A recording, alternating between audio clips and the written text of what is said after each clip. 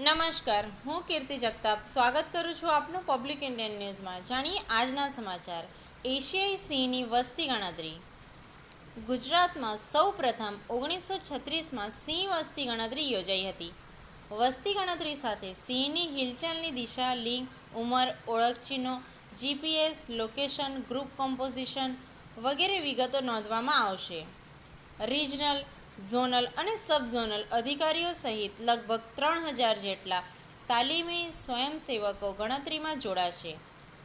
High resolution camera, radio collar, ઈ-ગુજ forest application અને GIS software જેવી મોડર્ન ટેકનોલોજીનો ઉપયોગ કરાશે।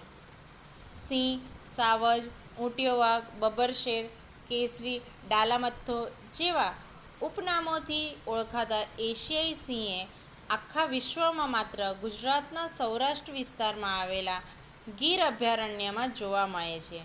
વર્ષ 1980થી ગીર એશિયાઈ સિંહોના એકમાત્ર નિવાસસ્થાન તરીકે સુપ્રસિદ્ધ થયું છે। એશિયાઈ સિંહ માત્ર ગુજરાતનું જ નહીં, એશિયાનું પણ ગૌરવ છે। ગુજરાત સરકારના વન વિભાગ દ્વારા દર 5 વર્ષે સિંહની વસ્તી ગણતરી કરવામાં આવે છે, જે અંતર્ગત એશિયાઈ સિંહનો આગામી 16મો વસ્તી અંદાજ 2025 સંભવિત તારીખ 10 થી 13 મે દરમિયાન 2 તબક્કામાં યોજવામાં આવશે, જેમાં પ્રાથમિક વસ્તી અંદાજ મે મહિનાની તારીખ 10 થી 11 અને આખરી વસ્તી અંદાજ 12 થી 13 મેના રોજ હાથ ધરવામાં આવશે।